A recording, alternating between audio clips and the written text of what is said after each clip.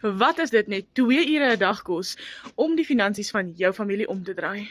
Ek was moeg daarvoor om te wonder, hoe gaan ek rekeninge betaal? Hoe gaan maandeinde nou weer lyk? Want elke maand is dit werk. Jy kan nie eers die nodigste betaal nie, on repeat.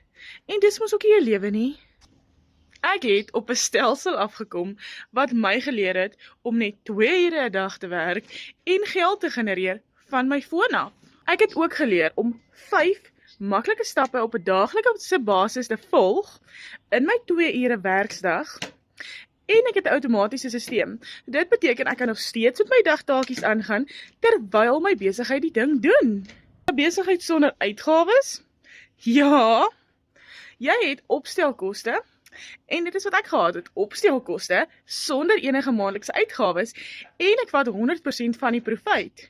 Byvoorbeeld, 'n $100 seil gee vir my ongeveer R1,600 in een dag.